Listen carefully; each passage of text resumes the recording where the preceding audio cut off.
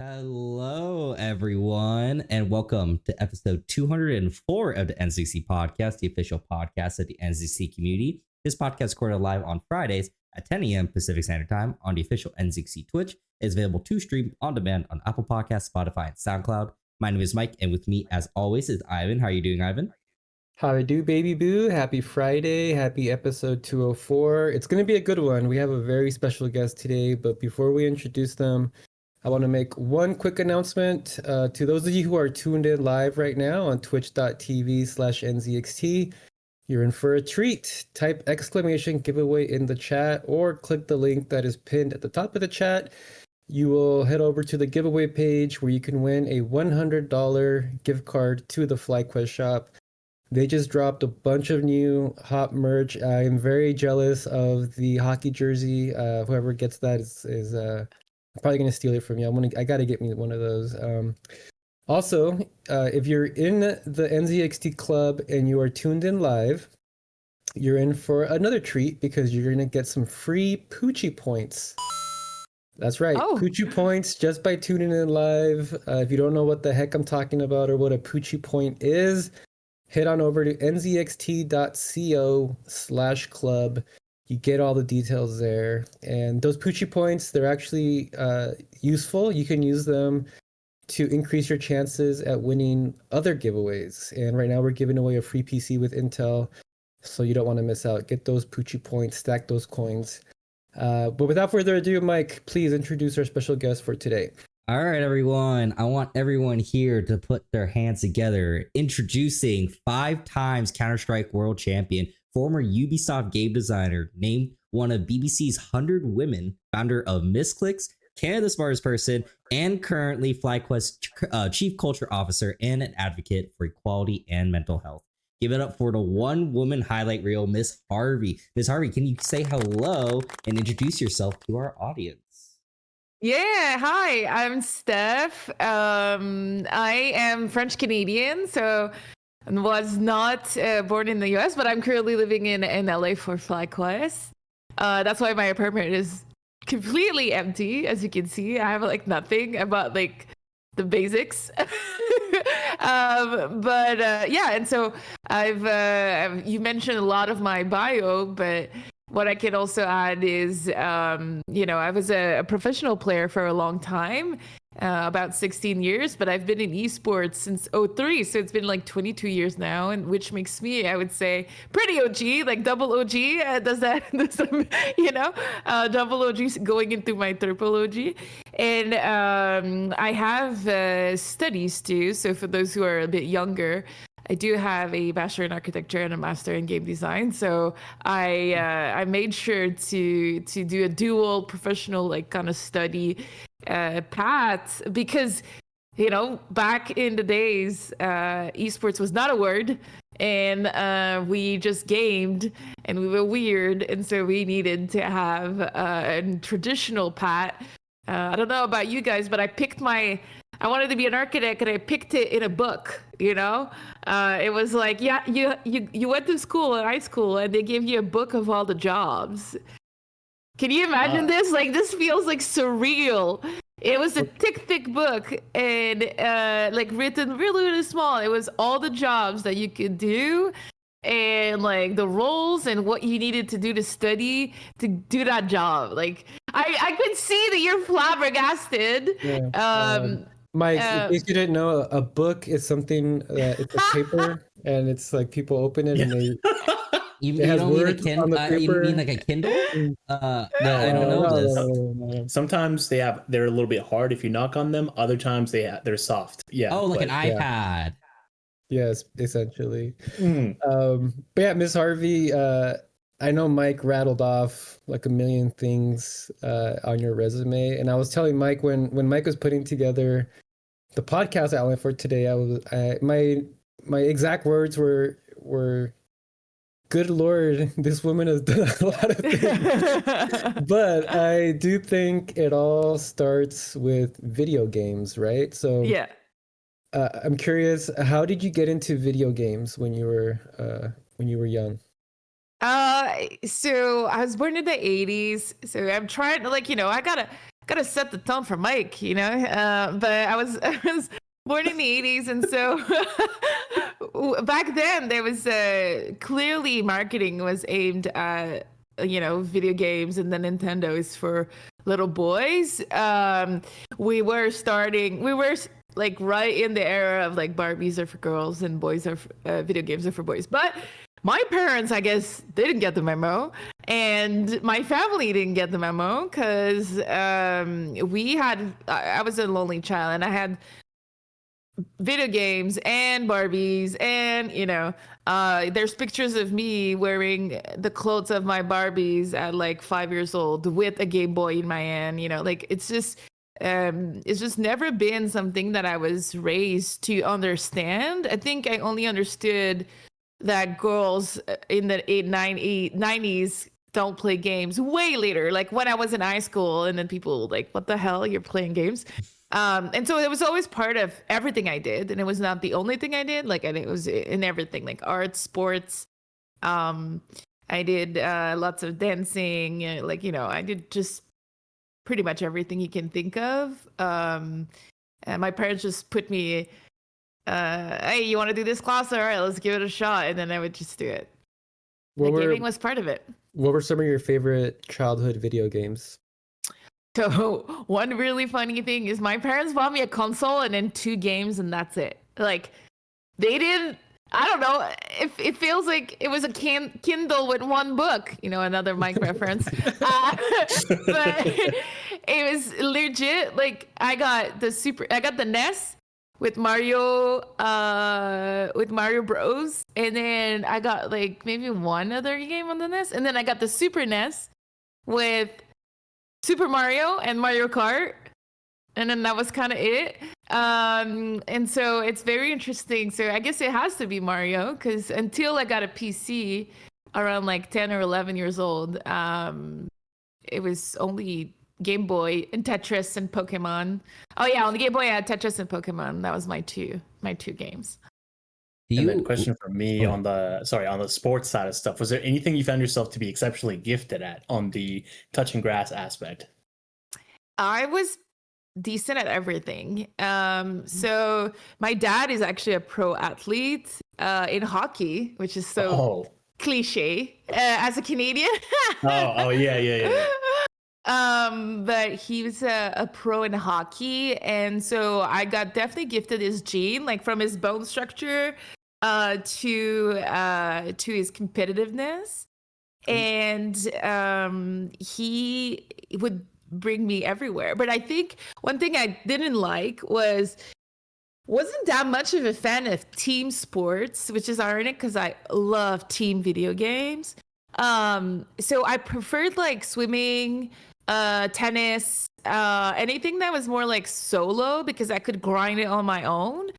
But there's always a part of me that wished my dad taught me hockey. Obviously, I did figure skating instead, and I think that my body style was so much more suited for hockey. But there was literally no girls playing hockey when I was a kid, and I guess that's where my dad still to this day regrets it. We think I would have been at the Olympics. We think I would have won that Canadian goal, even though we'll never know. I know you talked about it real quick. You said that you got your PC when you were 10 or 11. Do you know or remember the specs of that first PC? Yeah, it was okay. So I got the first, like one of the first old IBM first, and it was DOS only. And my dad didn't know how to use it, so we just had C, 2 dots, and then dash, and then I would just like write shit, press enter, and it would like not do anything. So I was just like loving using the computer to like write things. And then a couple years later, like we didn't do anything with the PC. It was just like literally just DOS, and I was writing things. I made a cardboard PC, which is so silly. And I would change the screen with what I wanted it to be with paper. So I would draw like paint, I would put it on the screen, I would use my fake mouse, And then my parents got pity of me. Like she's on the verge of going insane. So they found a Pentium 3, and I think it was a 66 something, and then you could boost it. You would press on it and you could boost it. There's a boost button, which I still don't understand to this day why the PCs were just not automatically boosted. Yeah, what the heck? And it had Windows 95, I think. I'm trying to think. It was not, no, Windows 3 was at my neighbor's.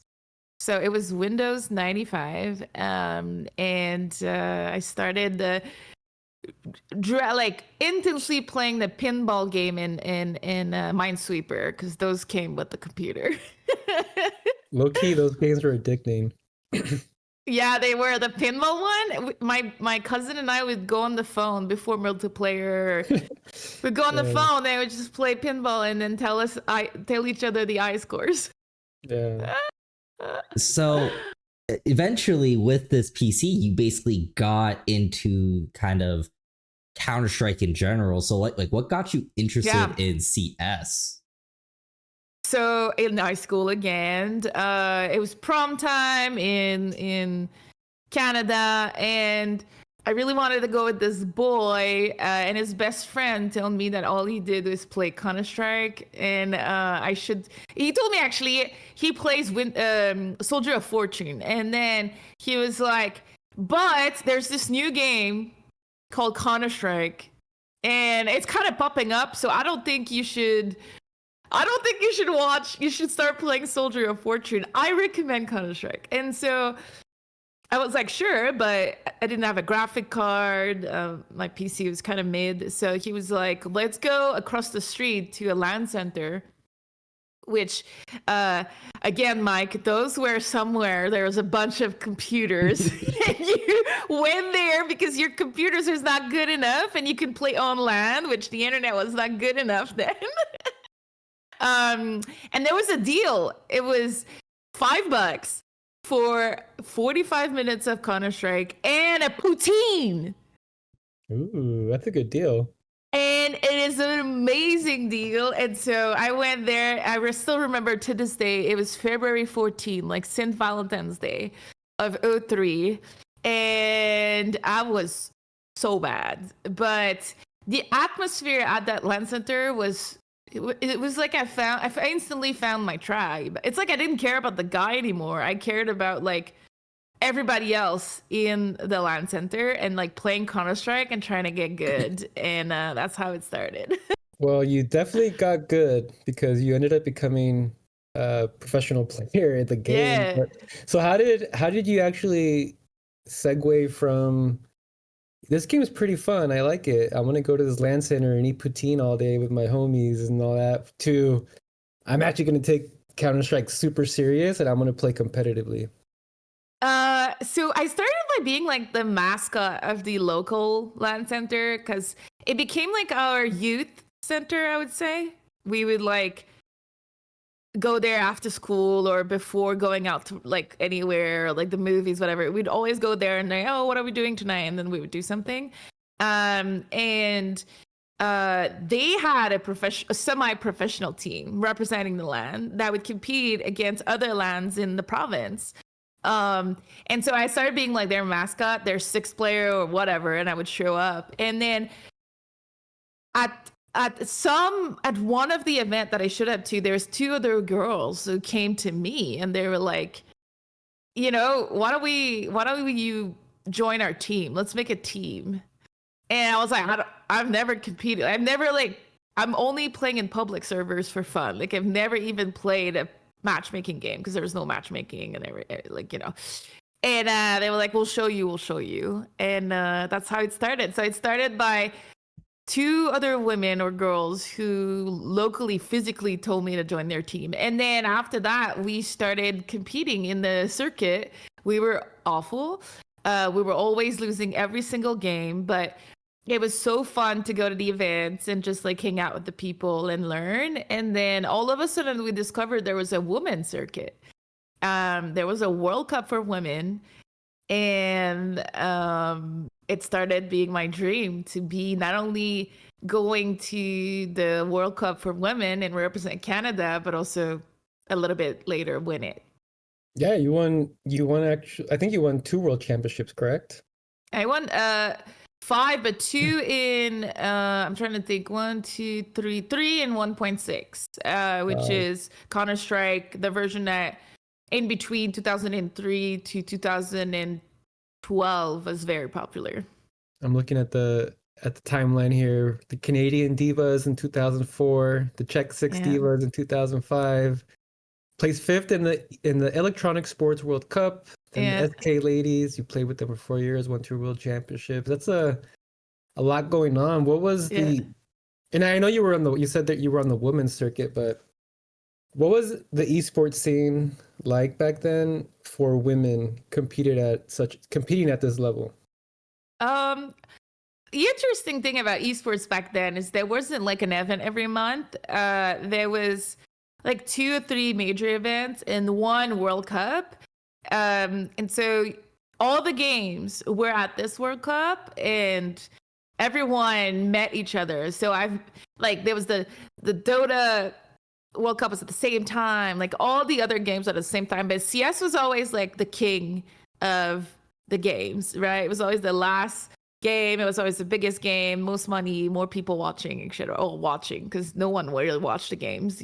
There was no Twitch. So, and so because of that, the women's circuit got added into the World Cup for CS only. So there's only a women division for CS. There was like a couple offs like each year. There was like maybe one other women division for another game, but mainly it was always only CS. And so you practiced all year long for one tournament, 1 weekend, 1 shot, and you were not paid or anything. Like that was just out of your passion. It was passion projects. And so you still had to have school, you still had work because you didn't make any money out of it. The World Cup, I think one of the highest prize we won was like either 20K or 25K for like 5 people. But I think usually it was like a 10K prize per year. And so that was like pocket change. And sometimes that's paid for the trip, So we really didn't count on the money then. It was really, hey, we want to be the best in the world.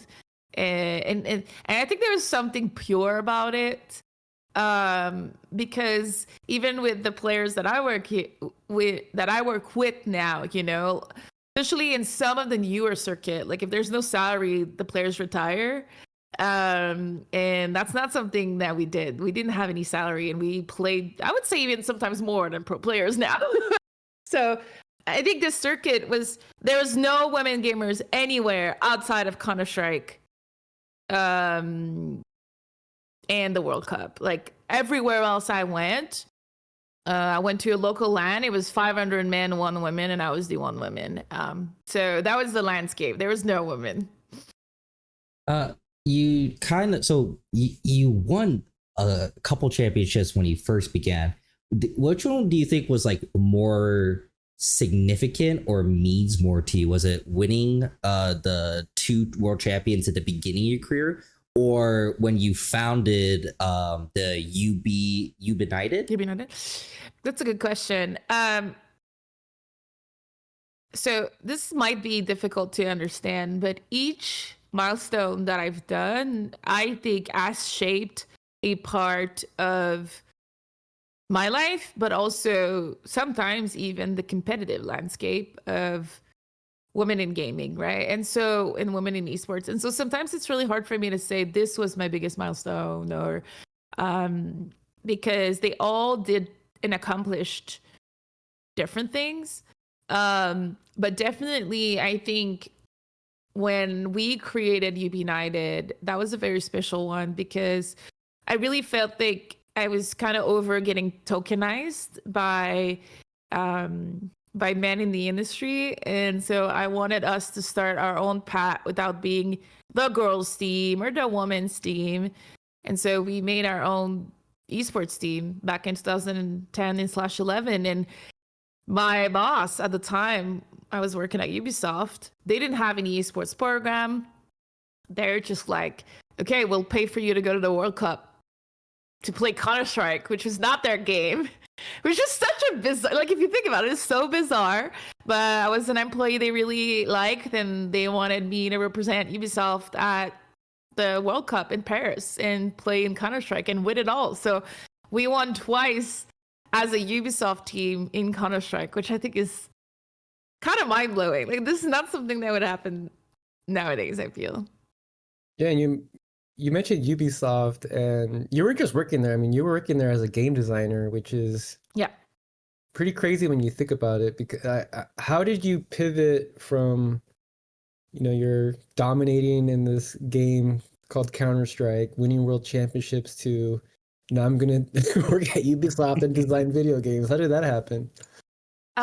So with my architecture degree, I finished it in France. And so I played for Team France in Counter-Strike for a year. I was an imposter, not French.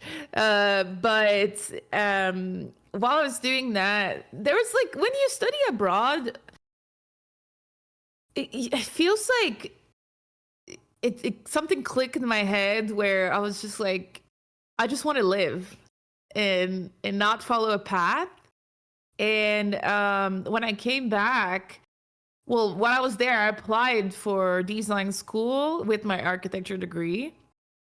And I got in when I landed in Montreal, I decided if I wanted to go to architecture school, master, or design school. And I just kind of like almost flipped a coin. And I said, oh, I'm going to go check out gaming school, and see what it's about.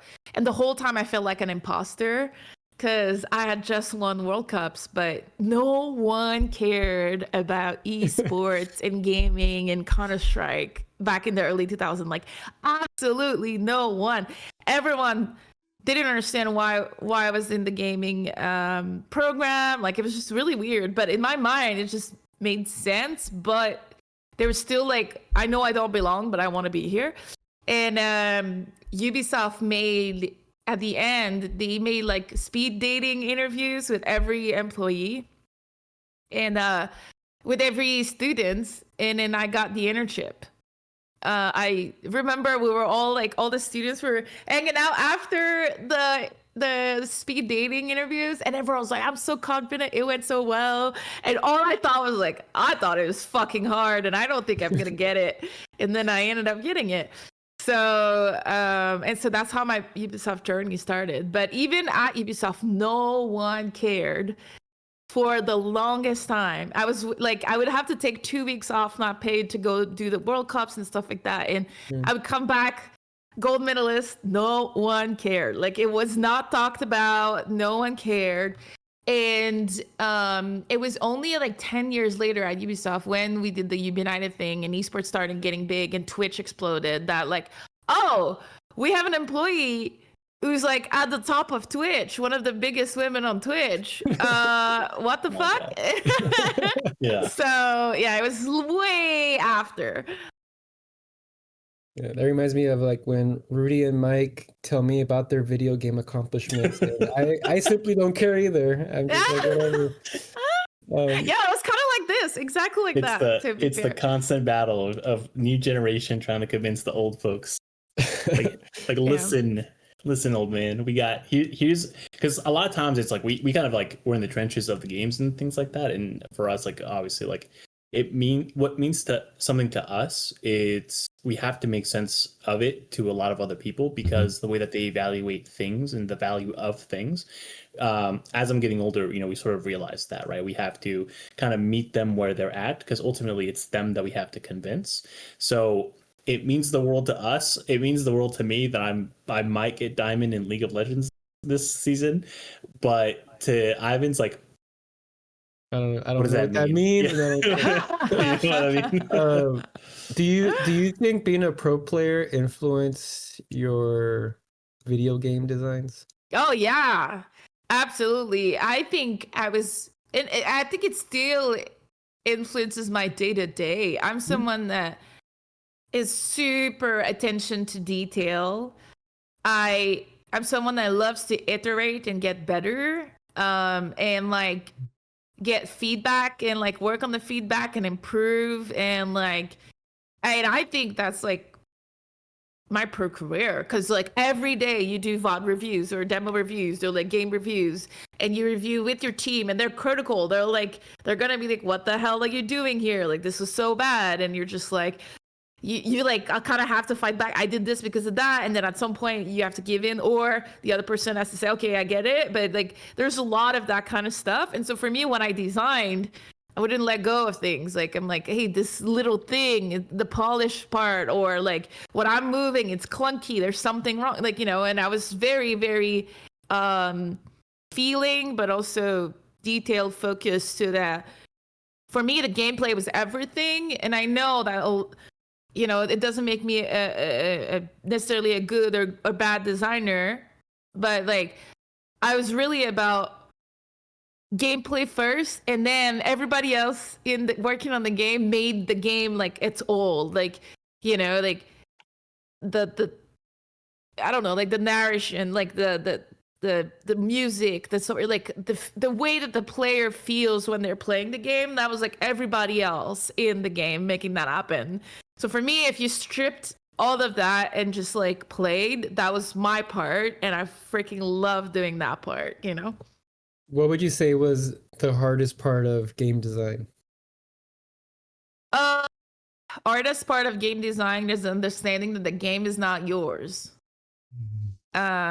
It's the players. And when you start game design, you get so consumed by like, this is what I want, this game is going to be perfect. And then you get constraints like, oh, we're cutting this part, or we don't have time to do this, or this sucks. A playtest really hated this, and then you're like working on this for months, years sometimes, and you're like, half of it is getting ripped off your art, and you're like, I don't care about the game that I'm making anymore because it doesn't look like the game that I want to play anymore, you know.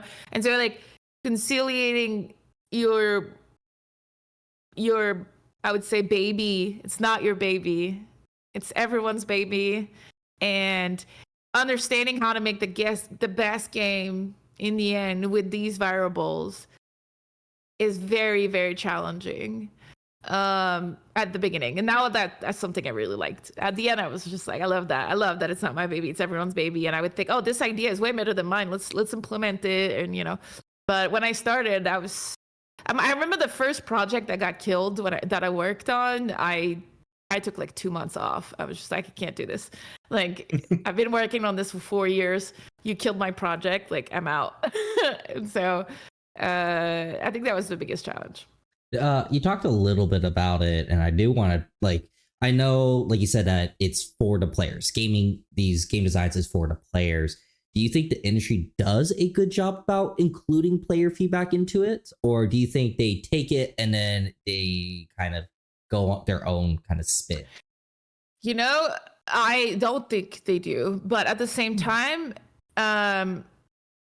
sometimes it's okay. Like, one thing that I've learned is like, players complain, but they don't necessarily know why they know what they don't like. And so sometimes a player will complain and they will say, I want this in the game because XYZ. And then you realize that because XYZ shouldn't lead to what they want. Like, actually, the problem is something else. So let's fix that. So I think player feedback is super important, but not necessarily implementing what they suggest, if that makes any sense. And like focusing more on what the irritants and like how to improve, but not necessarily straight up listening to them. I think if you straight up listen to the player base too much, you lose your maybe your North Star when you make a game. And so that's something that I think is kind of important.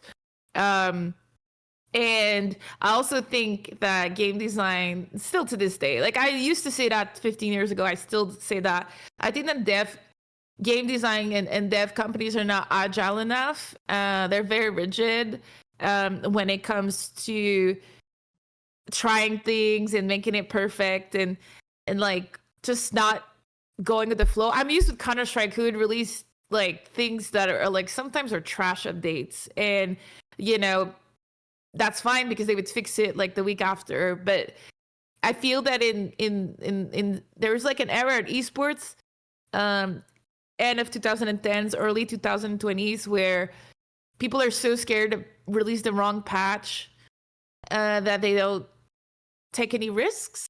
And so like I feel that some of the esports games right now are pretty stagnant. I'm not gonna name too many game companies because I love them, but like give the game back to the players is something that I think is super important. Whatever, like don't control the game, give it to the player, allow the player to be creative. You know, whether it's map creation or mods or like UI, like all that kind of stuff, give it back to the players because you don't have time as a company to try everything. So if you give it back to the players, they'll figure it out. You hear that, Nintendo? She's talking about you. Talking about Nintendo, but I'm talking about closer from home as well. Companies like I wish Riot Games. I wish Riot gave back the player the game and controlled it less. Blizzard, like, you know, these companies just give it. Well, actually, if you're in WoW, they give some part of it, which I really like, but you know, not all. I feel like the community always knows best, and I mean, they're probably the best to fix stuff and make things better. So I think you're right. So you've done a lot in gaming, you know, not just a player, but also designing, and all of that stuff you did actually got you a bunch of awards. So Yay! Mike and I want to go down this list here. There's a lot of them, but we want to highlight a few. So the first one I want to highlight is you are on the Forbes 30 under 30 list. So what did that feel like when you heard that you're going to be on that list?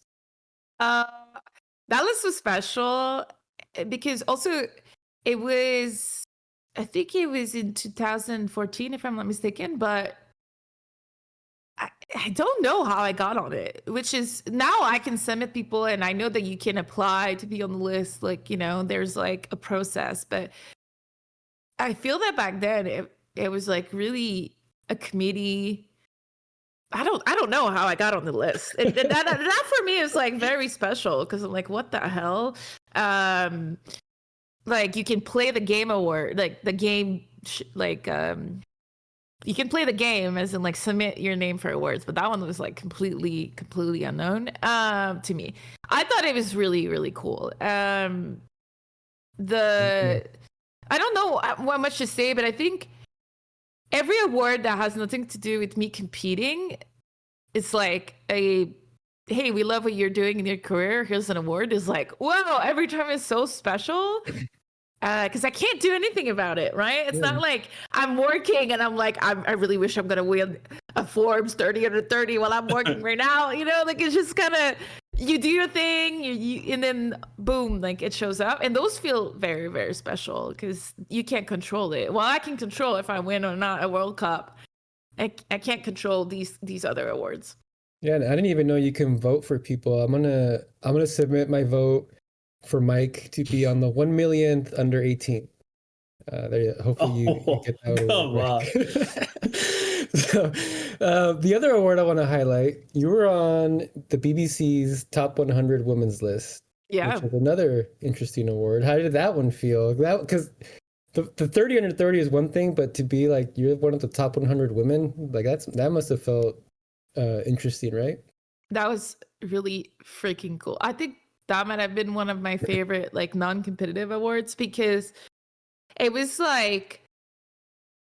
people from all different fields. You know, it had nothing to do with like with gaming. I think I might have been the only gamer, I'm not sure, in the list. But it was like this initiative from BBC to find people from all parts of the world, women that made a difference in their space or in the world, right? And also they would create a Wikipedia page about them.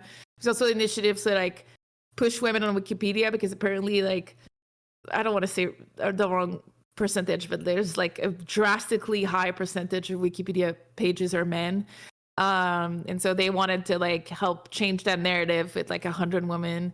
And they made like an article for each of these women, like a video, like sure. So it felt very unique, but I don't think it had the ripple effect in gaming at all. Like I think no one cared in gaming, but for me, it was really cool. That's awesome. I mean, we talked about Forbes 30 under 30 and the BBC's 100 women. Guys, we have a whole section just based on her award. So just strap in.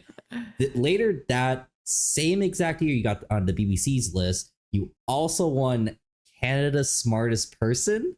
So first of all, how did you get onto this game show, and then like what preparation did you go through, throughout this game show? Yeah, they scouted me. These kind of TV shows, you can apply, but they also scout like specific profile, right? And I guess I don't know, I fit maybe a bucket that they thought they didn't have on the show, or they wanted to see. And so they scouted me. So I started I think I went straight to top 100 or top 50 of the casting. And then I would say I did like 10 to 20 casting like that in my career, where it's just like, it's King of the Nerds or whatever. And they just like do the casting and we'll see if I get picked. But that one, so I just did the casting. I lived in LA at the time. I was full-time pro gaming. And I made the cut because there was like there was an intelligence test. There was like a bunch of tests. And this one I made the cut. But I always have a very busy schedule. And so every show recording, I had to fly to Toronto on a red eye. So for those who don't know what the red eye is, it's in the middle of the night. Land in Toronto at 8 a.m. and then go straight to set and compete in the show at like 9. And they always had a backup candidate for me in case I was sick or my flight was delayed and stuff like that. Every show. And I ended up winning all of my shows on these red eyes. And I even won the final on this red eye. And the shows are really, really hard. They were like 14 hours shooting days. They were not like small shoots.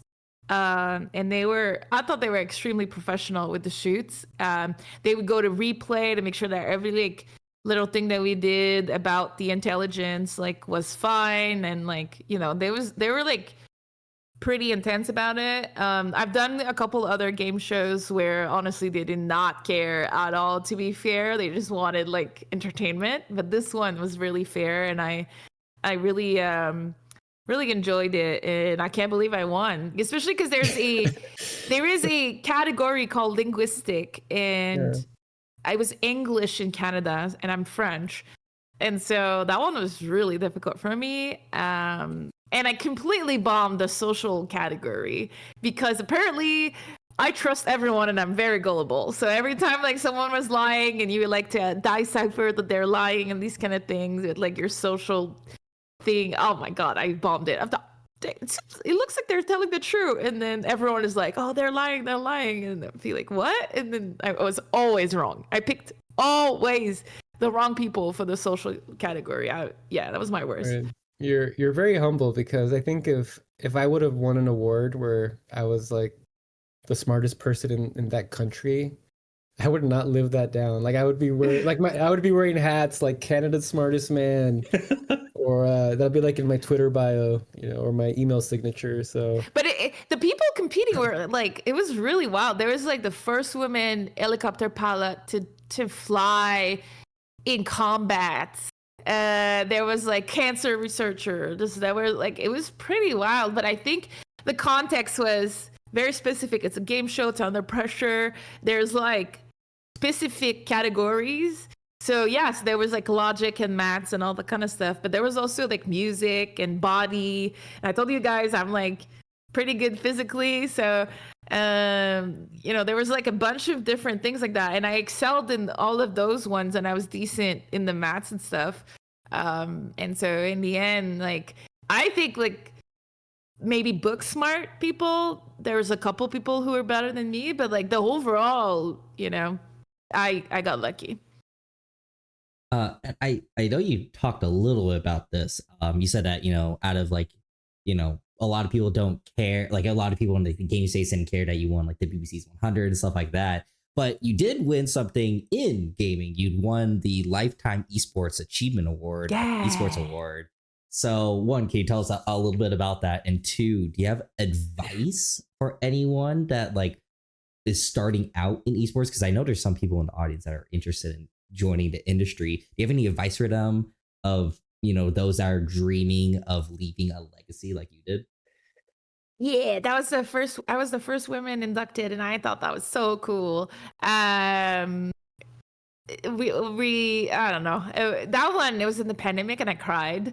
That one, I did not see coming. I think my advice is, my whole career, people were telling me I was breaking glass ceilings, but I didn't know that there were glass ceilings to break. I just didn't care. I wanted to do the things I wanted to do, and I pushed forward. And then looking back, oh yeah, I was the first person to do this, or first woman to do that, or like, you know, but I didn't see it that way. I wasn't like, I'm going to be the first woman to do this. Like, I was just like, I want to do this, and then I'll figure it out. And my best advice that I would say is, when you have that kind of mindset, the only thing that can stop you is a no, right? But you only need one yes to move forward. And so if you don't try, you're never going to get that yes. You might, like, everyone gets told no all the time. But then when you have a yes, hold on to it, and then like go, you know? So I would knock at the door of hundreds of companies to get money to go to the world, like to sponsor our travel to go to the World Cup when I was 17. And like, I was getting no's until I got one who said, all right, what can you give me in return? And that was before social media. And I'm like, I can make the front page of my local newspaper. And then they're like, all right, if you can make that happen, we'll sponsor you to go to this little thing or this little thing. And then, you know, so it only took one yes for me to attend my first World Cup. So Mike, newspaper is kind of like a book. It doesn't have oh my god, paper. I only get my news on Twitter and TikTok. That's the only way I get my news. Out of all these different things you won, I must say the one that stood out to me the most is you won Big Brother Canada in 2022. What the heck made you even want to go on that show in the first place? I'm crazy, because I would say that's probably the hardest thing that I did. Winning Big Brother was so difficult. I always jump. Hopefully you guys are starting to realize that. When I get a project, I'm like, all right, why not? You know? And then I got contacted to do Big Bro, and I'm part of the celebrity ecosystem in Quebec. So like, if I go in the street and go to a coffee shop, the people will recognize me. And so we have a division of Big Brother in Quebec called Big Brother Celebrity. And it's pretty much like people who are known in the ecosystem can get on the show. And so even though at the time I wasn't mainstream known as much as, like, you know, a comedian, an actor or whatever, a singer, they still thought my pedigree was international enough to make the show. And so they casted me. They actually just invited me straight up. I didn't have to do any casting or anything. They were just like, do you want to be on the show? And I was like, this sounds insane, but yes. And for context, the French-Canadian version of Big Brother, I was in the house 92 days with no contact outside of the world. And just like only my Big Brother co-cast.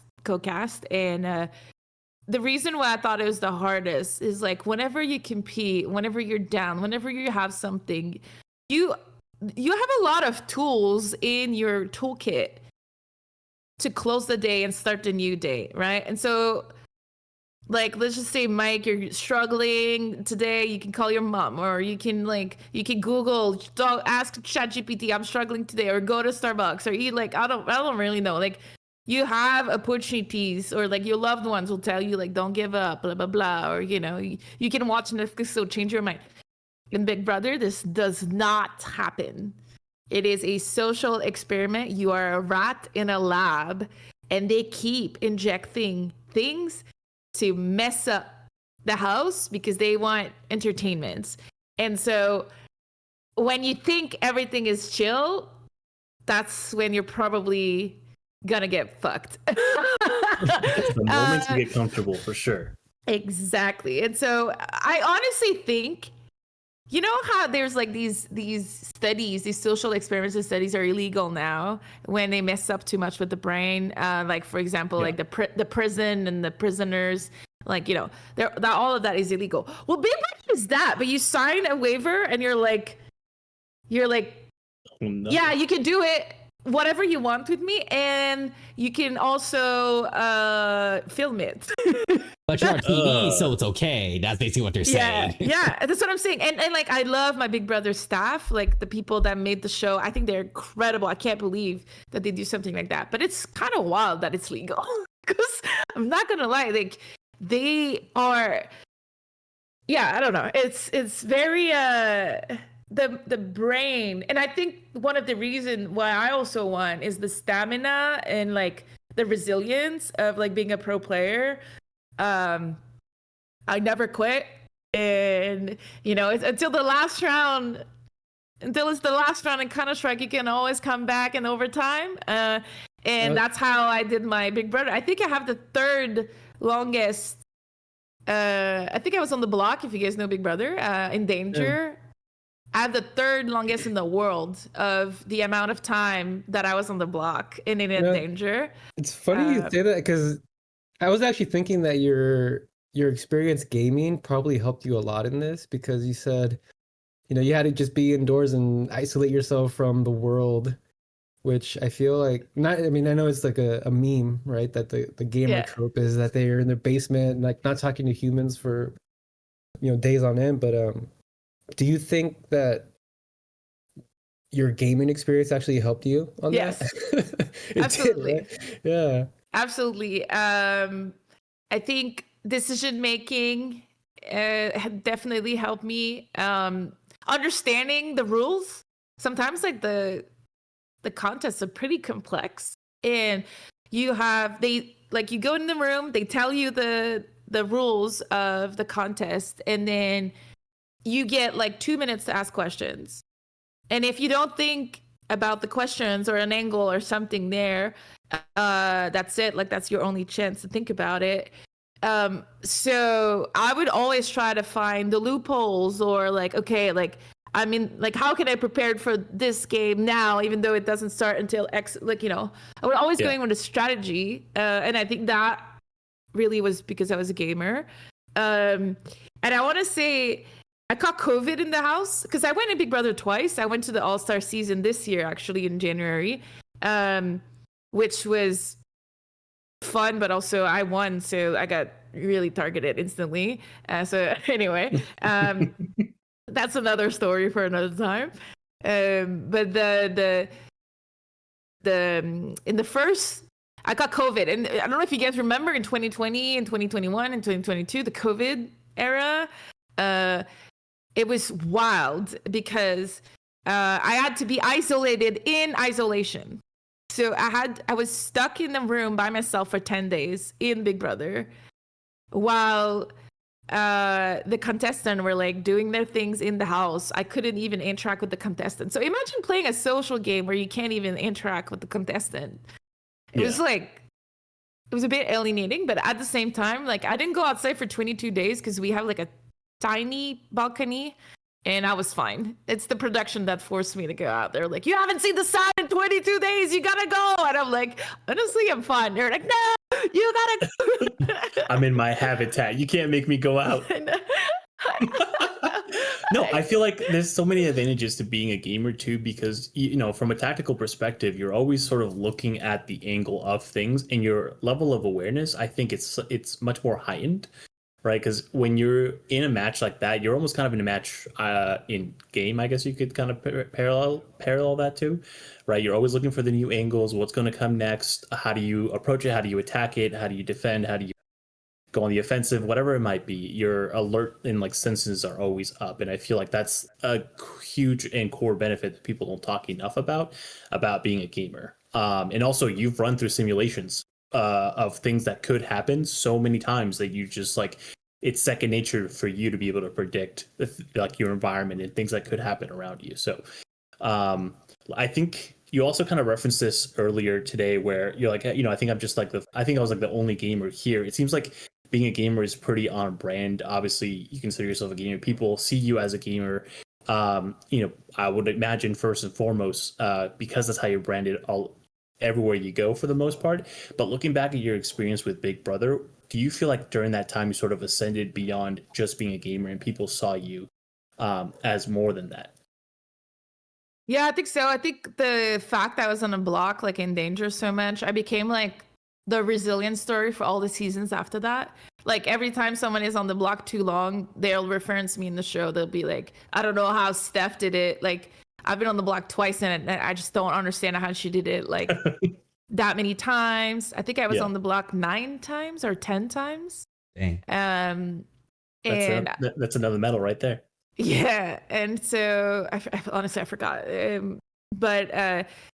so I became like this sentiment of resilience. And also the first week they filmed me a lot crying. I'm someone that cry like this. Okay. And it's getting worse as I age. It wasn't that bad when I was young, but right now, like if I get a little emotional or someone like, or if I see something beautiful on TV, like dogs, animal, I'll cry instantly. I'm like, oh, this is so cute. Honestly, or like, you know, it's animals, so I get it. And like I just cry really easily. And so on the show and in the house, I was kind of crying all the time. But for whatever reason, Big Brother took this narrative with me that I was crying a lot, and I became like someone that cries. And so for weeks, apparently in the media, it was like, there's no way she's gonna win this. She cries all the fucking time. And one thing that I'm really proud to is that like I became extremely relatable. When I came out, everyone was like, it feels like you're one of my best friend and I've never talked to you before. I was extremely real. Like I'm the same in real life and in the game. I made decisions for my friends. I was extremely loyal. Like all these kind of things I think resonated with the French Canadian public a lot. And one thing that is super interesting is most of my Big Brother colleagues are now in the star system. They'll do like the magazines and like, you know, they'll be on the Paris Hilton, whatever, French Canada. But I don't do gossip columns. I'm not in the gossip columns, which I find very special still. And I don't know what it is about me and the star system in Quebec where I get invited to be on talk show, but I'm not gotta do the gossip column. It's so weird. And so for whatever reason, I'm dodging all of the drama and I can still be myself and not be like, the best way that I can explain it for you three is when someone sees me in the street, they know me, but they don't always know why. And so sometimes they're like, oh, did I go to school with, and then they're like, and then half of them will be like, oh shit, it's Stephanie, the gamer or Big Brother, whatever. And then the other half are like, yeah, I know her, but I don't know why, you know? And so that's like my favorite kind of celebrity status because I get to do everything normal. But sometimes there's a couple people who'll come to me and it'll be like, hey, I know you, can we take a picture kind of thing. Like I went to 3 Days Grace, a show last week in Quebec City, and like half of the people that were walking or like saying hi or recognized me, and then the other half was just like staring or, you know, like, oh, I feel like I know something. It happens a lot that people will introduce me to other people thinking I'm their friend. Oh, Stephanie, like, I want to introduce you to blah, blah, blah. Like, it's nice. I haven't seen you in a bit. And I'm like, I'm blanking out. I'm like, I don't know this person. And then throughout the conversation, they're like, oh shit, we don't know each other. So I have that kind of celebrity status, which is like, I'm like their friend, which I'm okay with. No drama. So you are, I mean, we literally went through, gosh, how many awards and achievements you've done and competitions you've done. But on top of this, you're also a big advocate for like equality and everything like that. So you kind of want to go into a section about this. So the first one, you co-founded Misclicks to fight sexism in gaming. So why was that mission so important to you? Because I've always been part of Counter-Strike teams and like women's teams, in the early 2010s, I realized like there's lots of women in gaming who are alone. They're like talent, or they play solo games, whatever. And it felt like one of my best friends felt like she didn't belong anywhere and she didn't have like the sisterhood. And so I think we launched Misclicks in 2012, if I'm not mistaken. But I wanted to create a place where we could women could empower other women and not pitch each other against each other, because traditionally, like if you think about it, women are always like, there can only be one woman, there's like a beauty pageant, or there's like, there's always, she's prettier or she's not as funny. Like you don't really hear these kind of things for men. You don't hear like, oh, this comedian is so funny, but he's not as funny as this guy, right? That's not really a thing, but it happens in women all the time. Right? It's be like, oh, she's really talented, but she's not as hot as this girl. Like who like, so I wanted to create a sisterhood where this didn't really matter and we can all like be together. And it worked, I think. Actually, it worked too much, because the reason we had to honestly shut it down is because it was so big, and back then we didn't have any business savvy, or like gaming was different and we couldn't make money out of it. And so this was like a side project where we were 4 women working in the industry, doing it on the side. And I think it like got too big for our time, and we decided to take a pause on it. So it lasted like 6 years, 5 years, 6 years. But throughout this 6 years, we were able to, I would say, launch multiple amazing women's career.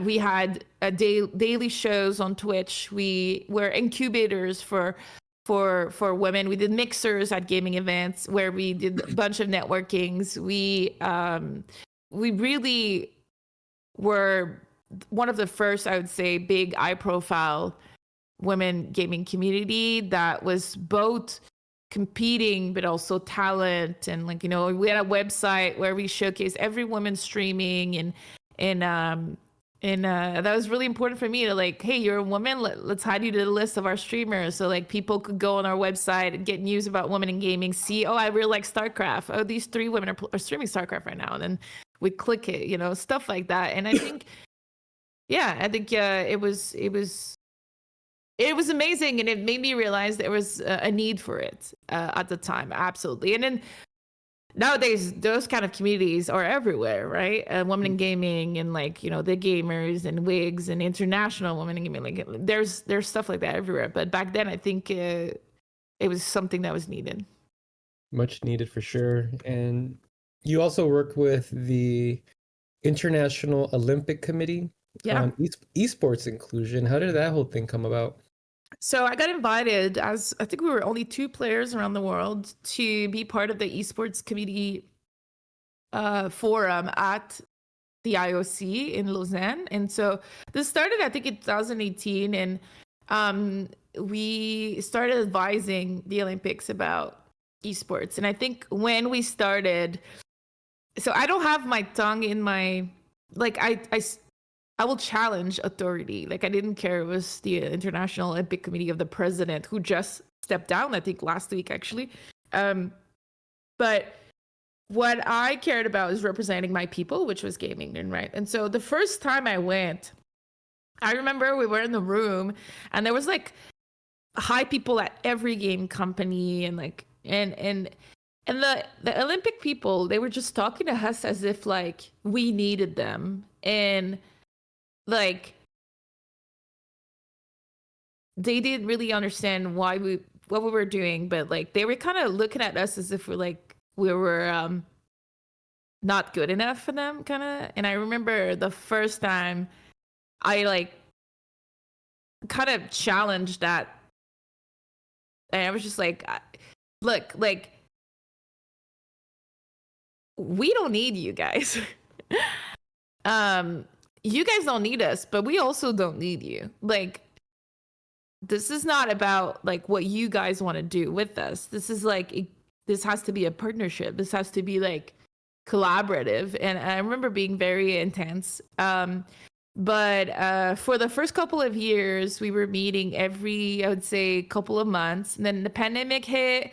We did a couple online, and then they started kind of restricting the people in these committees to be more Olympic people. But I think that within the first 2 years that I was in, I saw drastic changes from the way they were approaching things. And recently I did like a couple more, maybe like I did like maybe 5 or 6 meetings in the last year with the Olympic Committee about women in gaming and how to integrate women in their new projects, which is like the Esports Olympic stuff. And I think they're really trying, and they really understand now, and they have some of the right people or better people involved. And I would say like my time there, one thing that's really awesome is I got to be really close with a professional athlete. Her name is Sarah Walker, and she's a New Zealand BMX competitor, and she's part of the Olympic Committee, the athletes. I think there's like 6 or 8, I forgot. And like she always DMs me for advice and stuff about women in gaming, and that's like my favorite thing about this whole ordeal is meeting her and still being like friends with her. Wow. So did your experience with Misclicks and the IOC help with making your book? Yeah, I mean, the Misclicks is kind of like part of my life. So making my book has definitely been about that. But I think when it clicked for me to make a book was I was thinking about, during the pandemic, I was invited to do a conference at Game for Change. So I don't know if you guys know what Game for Change is, but when I was a game designer like 20 years ago, it was one of my dreams to speak at Games for Change, because it's about game design that changed the world and how to like game design can affect the world positively. So it's less related to like World of Warcraft, but it's more like the Darfur game than like, you know, like these kind of things. And so that was like my dream. Like Jane Gunnagle with the Bonobos like spoke there and stuff like that. So I was really excited when they offered that, and I thought like, what can I bring to the world that I would be like one of the most knowledgeable person about, but that hasn't been talked about, right? And so I was trying to think about the concept of toxicity and how and why toxicity in game is such a big deal. And then it got me to think that, like, you know, unfortunately, I think that gaming is a victim of its medium, which is being online. And then like I kind of zoomed out and realized, like, for me, it's all about cyber citizenship and how we're not trained and raised and taught how to be good cyber citizen, but our whole society still explains to us how to be good citizen, but we live almost all online now. And so we haven't adapted our society to teach even like young people, but older people and everyone to become good cyber citizens. And then like I built my conference on that. And then I started exploring that world, like the cyber citizenship and gaming and pro gaming and all that kind of stuff. And my book is, the story is like a bit about my life and my gaming life, but related to cyber citizenship and the things that I wish that we would really push in our world. I call it like the 4 C's of MISSHARVEY's for cyber citizenship, and it's cyber etiquette, cyber balance, cyber wellness, and cyber security. So these 4 cybers for me are like the most important things about cyber citizenship. And then when I started talking about that 5 years ago, I think like most people had no idea what the word cyber citizenship meant. And I think right now it's becoming more common. And I didn't coin the word, honestly, but yeah. And so my book and also my class that I give at university is all about like ethic, wellness, and health in gaming, and it all starts back to cyber citizenship for me. Well, now I feel horrible for cyberbullying Mike on this podcast, but I do it out of love, Mike. You know I love you. Oh, yeah. I'm actually not just looking for the book. I'm like, what? Let me get a copy of that, because that was an interesting concept that you mentioned. Like it is in French, so never mind. Yeah, it's in French, but I have thought about doing like a 2025 version in English, but right now like it hasn't happened. But I've thought about, because as I give my class, I'm working on it every day or every year, and then AI happened since I wrote the book, and I think like this is going to change the way that we are cyber citizens too. So that's very interesting. Can you talk a little bit about, I think it's called it has an accent mark, so excuse me if I'm not pronouncing it correctly. Eleve. Yes. And so I know that focuses on digital wellness and cyber citizenship, but what inspired you to create that, and what is it exactly? Yeah, and so Eleve means elevate in French, obviously, but it's a twist on my name too, Harvey. So instead of the regular R for elevate at the end, I put the Y. So you can Google it. Copyright. It's very true. It's fun. But pretty much when I was doing at the same time my cyber citizenship research and development and stuff, I realized that maybe creating Elevate, which could be a digital citizenship company, which helps you teach about these things, but also, for example, like I released one merch line a couple years ago, and every piece is like a conversation piece that has to do with cyber citizenship. So like hidden messages or things like that. So for me, I just wanted to start the conversation, and a bit like Misclicks, it got bigger than me, and now I'm like, I should work more on Elevate, but I'm like giving a class about it and stuff like that. So I need to rethink how to update Elevate, but it's still alive. It's just like I still sell sometimes some of the clothings, and every time I'm like impressed, like, oh my god, I sold a hoodie this month, and I haven't done any promotion for it in 3 years. So I'm currently paying for storage for all of my clothes, but it's okay. It's not my main business. So. It looks really cool, and you mentioned teaching a couple times. You're teaching esports, ethic, health, and wellness at a university. How did you end up becoming a teacher? They wanted to do that. University wanted to start an esports degree, but like any other esports degree in the world, they're kind of bullshit, I think. But well, no, not bullshit, but a lot of it are like teaching you to be a pro gamer, which is not a thing. So that class was more about how to develop esports and learn about esports and make a difference in esports kind of thing.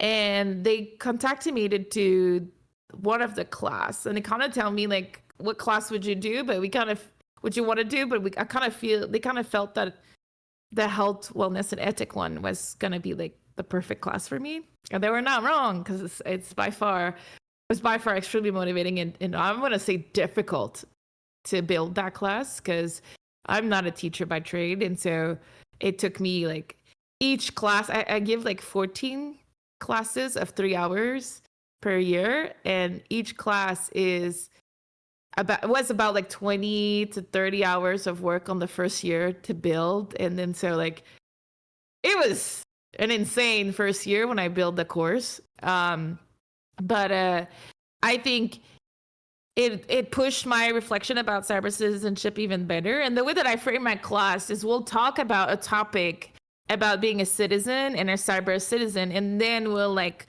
zoom in on esports at the end of the class and like see how this affects gaming and esports and things that we can change in the space.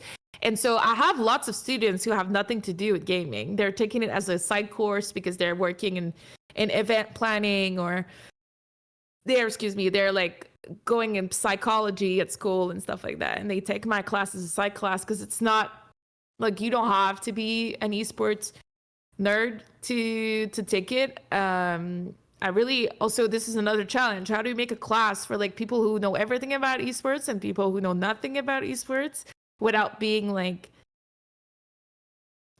boring? So that's also something that I had to like think, and I think that's why the cyber citizenship angle is really how I built it, because that way it's relevant for everyone, even if you know everything about esports. Love that. Okay, well, I guess kind of going off of that, from being a teacher to joining FlyQuest. Believe you joined in 2021 as Chief Culture Officer. So you were 23. 2023. Yeah. Roger. We got the date on here. Very good. A little off, but it's okay. So you joined as the Chief Culture Officer, meaning you were leading brand identity, inclusion, and community initiatives. So we wanted to ask you, what does culture mean to you in the context of an esports organization, and how is that different than just branding? So I think one thing that I really like about our position at FlyQuest is that obviously there's no other chief culture officer in any esports world, in any esports org in the world. Okay, that's like a first time thing. And so even defining what that role is has been challenging throughout the last 2 years, because it's a new role even on traditional company.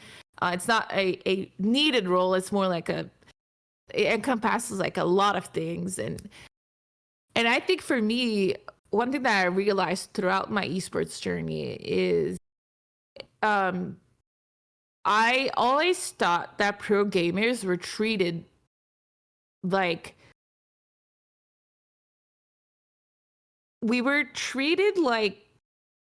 differently, depending on our salary, depending on the game we're playing, and also if we were not on business staff, it was like, oh, they're the pros. We don't like, it was kind of like we were in a cage, but a cage that like, it's okay. We don't have to ask the pros. They don't do that. Yeah, they're pros, right? Yeah. And so I was like, I don't want pros to be treated that way. I want pros to have a chance to learn about the business side, and the business to hang out with the pros if it makes sense for them. Like, I don't want to force it, but I want to encourage that relationship. And I started doing that at CLG a lot, where I just came out of my pro career and I was like, these are the things that I really hate, or these are the things I would have liked to have when I was a pro. And this is kind of how I build this role at FlyQuest, for better or worse sometimes, but it's like, I want to give as much as possible back to staff and players and everybody at FlyQuest about the things that I wish I had, or, I'm all about fairness. I'm all about growth. I'm super righteous. Like, I'm a Gryffindor by far, like super, super, super Gryffindor. And so I have that in my blood, and I thought I would be a good person to do it at a beautiful org like FlyQuest. Because also, like, I didn't feel tokenized when the CEO and the president wanted me to join. They were not like, okay, so this is just going to be your thing, and then like you're on your own. I felt like I mattered and that I could make a difference there. And I think that was super important. What's been like the biggest, I guess, or the hardest challenge? Because esports, they have their own goals. They want their competitive teams to win. How hard is it to like align that competitiveness with like the larger cultural and social mission? That has been interesting, because as I'm building, for example, or as I was building values for FlyQuest, and like thinking about what kind of company we wanted to be inside and outside, all these kind of things, I realized that there's actually not much difference between the competitive side and the business side when it comes to the values of the people who are in charge, or not in charge, but a part of it. For example, like one of our values is, this one is my favorite, by the way, and I'm like leaking some FlyQuest secret right here on the NZXT podcast. But we have like 5 values, and like one of them was don't be an NPC. All right. And it always brings a chuckle, and it's my CEO's favorite value. But it's pretty much like, we are a small company, but think about it from both the business and the competitive side. It's about like, if you're an NPC, you can't win competition. Like, you have to think outside the box. You have to like, if someone is struggling, you have to help them out. Like, you have to be a team player. You have to go outside of your job description to like make it work. And it just works both on the competitive and on the business side. Like, and we realized that being part of a team, being part of an organization, and being part of a group of people who are trying to achieve the same things, doesn't matter if you're on the business to competitive side, it makes sense. And I think breaking that gap for me, allowing the players to see what our business goals are and how they can help us reach these business goals by like interacting with partners like NZXT, and like being excited about the product and knowing the product is making them less like, oh, I gotta do this thing, and more like, this matters for the company, for my team, and for everyone. And on top of it, it's a good product, so let's freaking do it. It changes everything, right? When they can see the people behind, when they can see the effort that's being done, they're less divas. And on the other side, when the staff is seeing that our players are going out of their way to support the org, it makes them feel like, the players are here for the right reasons, and that connection is making more sense. And for FlyQuest, it's just like, is what makes the most sense, because FlyQuest is all about that experience and the positivity, and then and inclusion, and maybe it doesn't make sense for other org, but for us, it was like super important.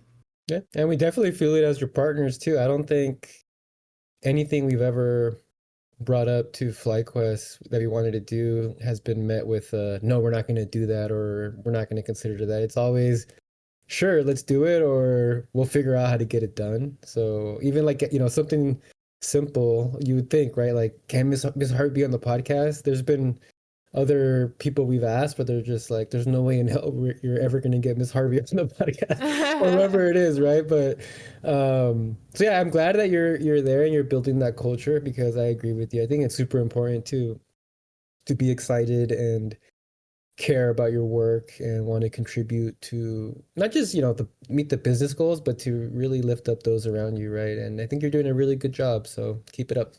Showing up matters, and I something that I try to do every day. What is your proudest moment at FlyQuest? Oh, that's a good one. No one has ever asked me that before. What is my proudest moment at FlyQuest? Mike, it's hard to say, because I'm still in it, right? And I'm still trying to improve and grind and feel that I'm not doing enough and I'm not good enough, and so there's not a lot of. I'm currently actually thinking about reflecting, and I see that my camera lights are like blasting me in white. So sorry about that, Mike. I know you probably don't like that. For whatever reason, I'm like so overexposed right now. But I'm currently in that moment where I'm trying to reflect on my role and the things that I've done at FlyQuest and the things I can change. I think I would say my proudest moment is being able to give people that I really respect jobs, because we took over the Red program from CLG. We hired like at least 15 people for the Red program. Then we also were able to build the FGC program that I really helped kickstart, and a lot of them, and it comes from my love of fighting game, but also the desire of the company to be there in the space. And all the community initiatives I can do at FlyQuest, from like our Fly Fighters series, which is our competitive tournaments for fighting game online, like stuff like that, being at booths. And I think this is really important to me, because one thing that I haven't said once in the show is that, you know, once you retire, you lose, as a pro gamer or any pro athlete, you lose yourself of what is my purpose. Because for 16 years, I want to be the best player in the world. Okay, so everything that I do on a daily basis is about being the best in the world, right? It means I don't go to the movies tonight because I got to practice. It means, you know, I eat certain things and I do certain things and I wake up at certain times. And pretty much my whole life, gaming was number one. And now that I'm retired, and I was in denial for a couple of years, I'm not going to lie. Now that I'm retired, what is my purpose? What is my North Star? I don't have that. It's so simple, much simpler to be a professional or trying to be a professional at something than realizing that you're no longer 17 or 16 when you started this journey. And I'm in my late 30s, and what the hell is my purpose in life other than trying to be the best in the world at something? And I think the only thing still to this day that makes sense to me is making a difference. That's my purpose. And so when I think about FlyQuest, I always think about, this is bigger than me. It's by far bigger than me. I want to make a difference in the space, but also in this organization. And I think that at FlyQuest, we have the tools and the means to make a difference in a space and also in the org. And I think that's very special in the landscape that we have right now in esports and in gaming, where people think about the winter of esports and they fire people and all that kind of things. And at FlyQuest, we feel differently. We're excited about esports. We're investing in esports, and not stupidly, because I think we're all like second generation employees. So we all come from other esports org who like saw everything crumble, who made bad decisions, and etc. So we're trying to do the best that we can for that not to happen at FlyQuest. And sometimes that's really difficult. And that's why I can't give you like a perfect answer about what's my favorite thing about FlyQuest, or that I did at FlyQuest, but I think making a difference and giving people's jobs and hopefully that they can be fulfilled in is very, very special. Well, that was a beautiful answer. So kudos to you. Keep up the good work over there at FlyQuest. You're doing fantastic. Thanks. Well, that brings us to the end of the interview and to my favorite part of the show, which is where Mike is going to ask you a bunch of random questions here. So, Mike, take it away. Miss Harvey, answer as fast as you possibly can. Okay. Alrighty, let's get into rapid fire. Number one, if you never got into the gaming industry, where do you think you would end up? I probably architecture. I really, really liked it. I still to this day, all my friends are in the space and I love it. What games are you currently playing right now? I'm playing really slow-paced games. Peglin is one of my favorite game at the moment. I'm playing Shop Titans all the time. Like they're not competitive games. If you take a look at them, you'll be like, what the hell is she playing? I just downloaded last night Word Datro, and it's like a word role game. And just like games like that I really, really enjoy. And I think my favorite game in 2025 is probably still Satisfactory. I've been like really in love with Satisfactory for the last couple of years. Great game. I love Satisfactory. Mm-hmm. Such a good game. You talked about favorite game of 2025. What's your favorite game of all time? Well, Counter-Strike. But if we don't take Counter-Strike, it's probably The Witcher 2. Mm-hmm. Yeah, I love story-driven games, and I love worlds, like world building and like learning about a world, races, all that kind of stuff. I freaking love it. And I think The Witcher 2 really was at the perfect time in my life, in the perfect world building and the perfect game at the time too. I thought was like, oh, okay, I just came off of Mass Effect, and then I found Witcher, and I was like, this is it. And the first season of Netflix was also so good, and then it crashed and burned. But the first season was so good. Like I was just, yeah. After Henry Cavill left, yeah, not good. Rough. Actually, a question for the I've actually was interested as well. What is your favorite architectural style?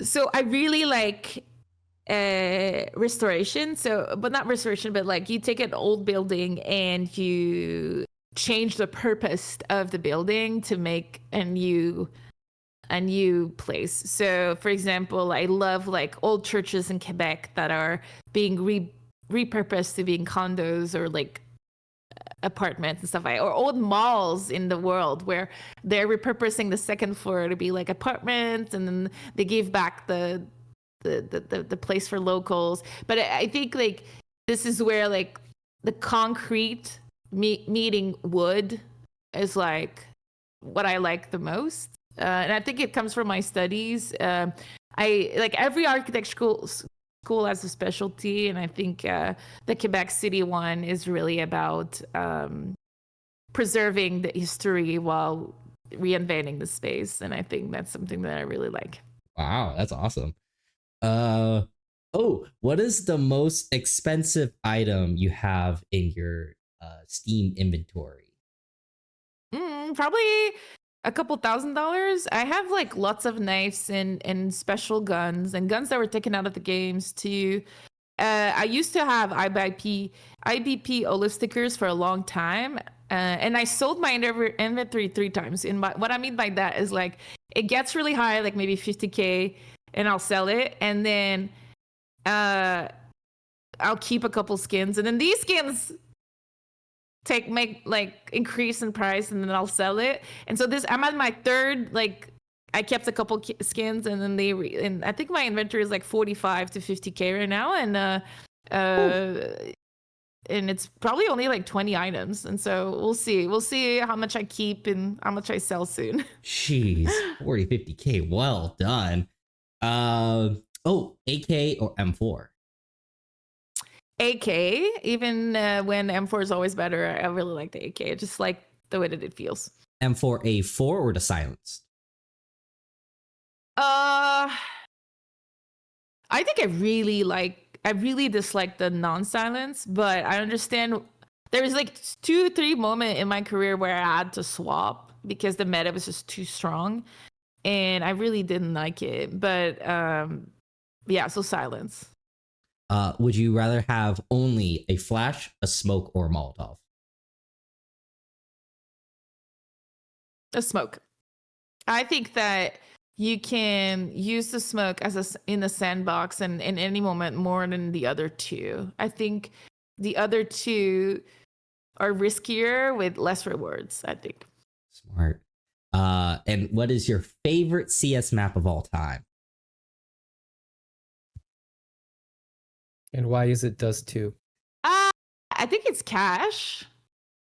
And I always thought it was the perfect map. But I like on a team, the map that I liked to play the most was like complex maps, like Overpass, the old Nuke, not the new one. And then the old Train, absolutely not the new one. The new one is I don't like at all. And so these 3 maps were my like favorite complicated maps. And you would think, oh, what about Vertigo? Is a complicated map? And I'll be like, no, Vertigo has always been trash. Vertigo's awful. I hate Vertigo with a passion. Yes. Who's been your favorite teammate?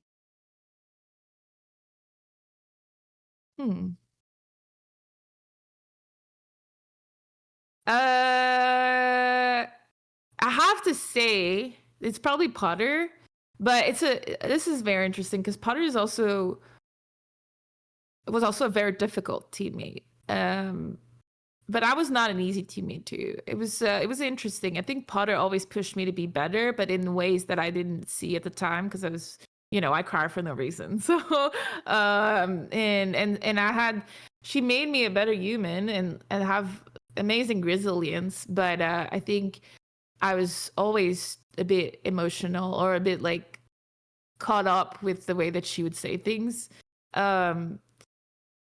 But she's still probably my favorite teammate. But I have it's hard to answer. I've had teammates for decades, so they're all amazing teammates. It's just because Potter and we still talk all the time. I'm going to see, I think tomorrow we're going to a spa, which is I've never been to a spa. She's never been to a spa. So we're we're just we're old. Let's go to a spa together. We've never done this. What is more intense, a championship final or a Canadian winter?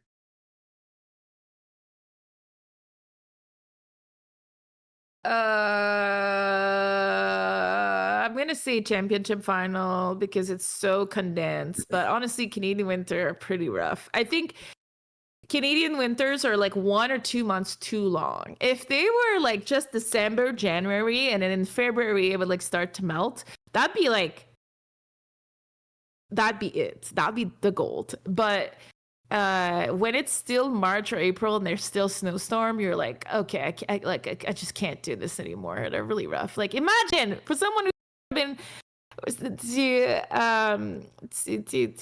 to Canada, imagine every day you want to take your car and go somewhere. You can't. You have to spend 30 minutes to 45 minutes shoveling the snow and starting the car and breaking the ice every day. And then if you go to Walmart, you go drop your car in the Walmart, you go in, you come out, there's snow everywhere again. And you're everything is difficult.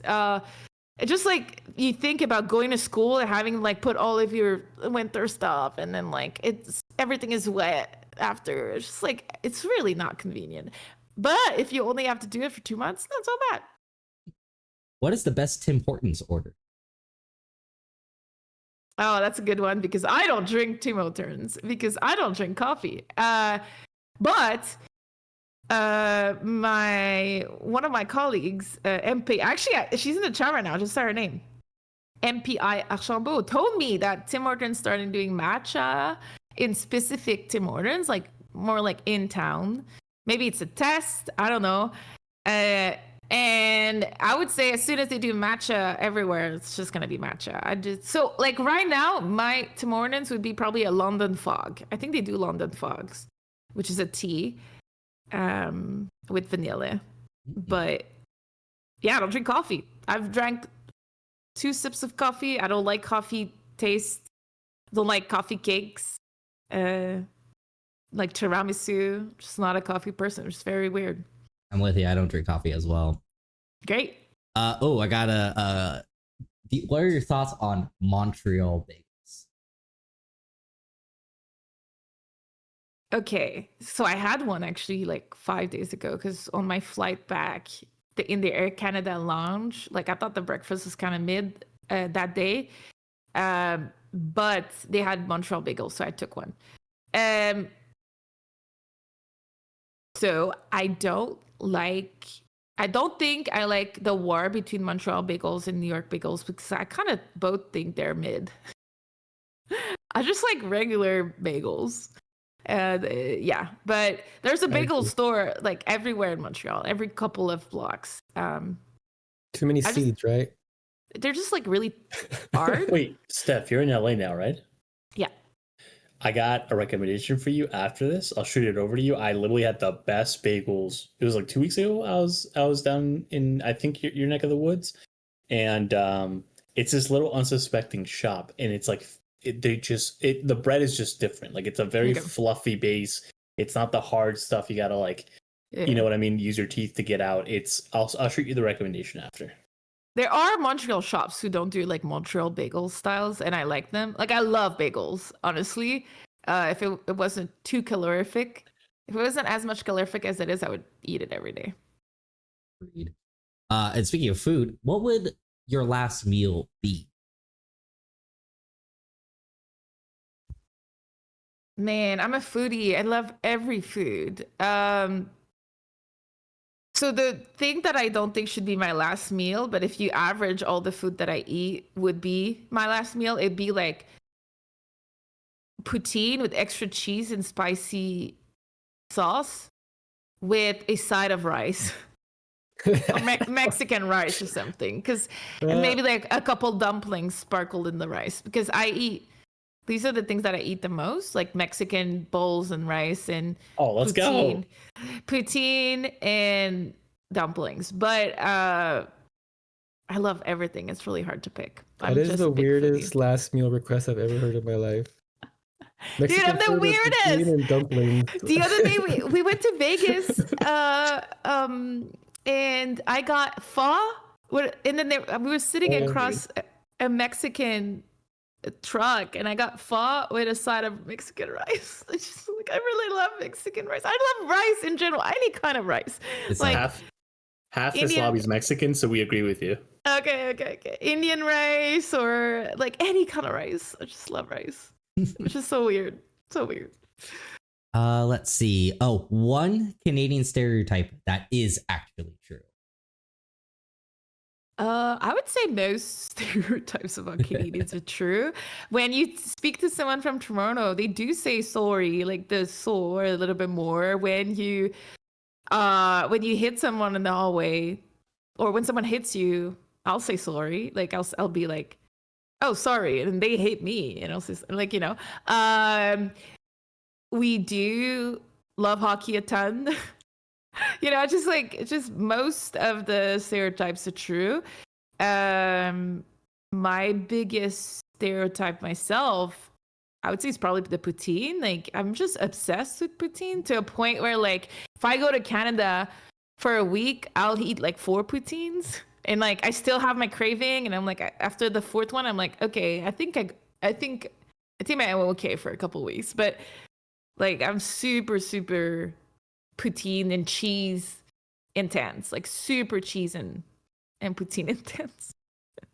I want cheese every day, even in LA, even though the cheese is not as good. It's just, I still want it. I still want cheap cheese. Any cheese is good to me. And then the final one, would young Steph believe where you've ended up today? I would say half and half. I would say that there's no reason why young Steph couldn't believe that she would be able to do this. But I know that every time I'm like, oh, I wish I could do this, and I got it, I'll be like, what the fuck? Like, I finally accomplished it, right? And so I would say a little bit of both. 50-50. Beautiful. I think that is it on the questions. Before I get into my announcement, Steph, do you have anything that you want to say to the audience? If any announcements coming up, any events you're going to? We are like on break for a bunch of our divisions, because it's like post Major and Counter-Strike, post Impact, post Valorant. So not a lot of events, but I do want to say that MSI is coming up this weekend for FlyQuest, and we did launch a hockey jersey. Someone mentioned it earlier, and it is the Canadian jersey, which I think is so cool. And and then just obviously we do things at FlyQuest all the time. And it really matters when you guys follow and interact and just support. So that's awesome. No, I don't have anything else. I'm just like kind of overwhelmed with the question. I'm like, so many things and nothing at the same time. As a big hockey fan as well, the FlyQuest hockey jerseys, immaculate. So you are a hockey fan? Do you know that FlyQuest is a sister team with the Panthers? Okay. And then they just won, and maybe they can go for the 3-peat. That'd be crazy. And then so side note, I was happy with any of the wins this year and last year too. Like, it's either a Canadian team or the Panthers, and I'm like, well, it's win-win for me. So and I know people say like, oh, US has won the Stanley Cup all this time. Most of the time they're Canadian players, so it's not, it doesn't really mean that much. But at Four Nation, the team that had the most Canadian was the Panthers. So I think we had 6 Canadians in the Four Nation team from the Panthers, which is like a lot of players.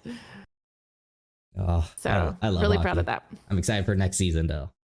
I'm sadly a It's Ducks over. fan, so This is oh oof, you've had it rough in the last couple of years with the Ducks. This is the worst month for sports, by the way. Not if you're Or a like- baseball fan.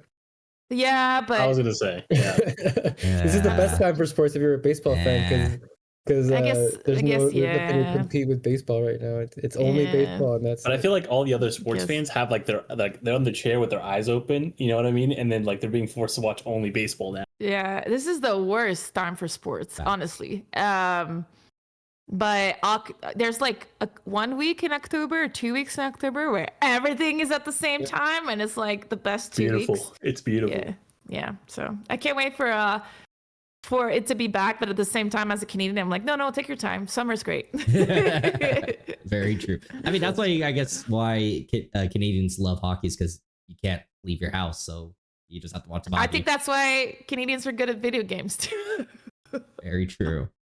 I'm gonna get into a little bit of announcements, and then I'll give the code word for the secret code word for the 500 extra entries into the Gleam giveaway.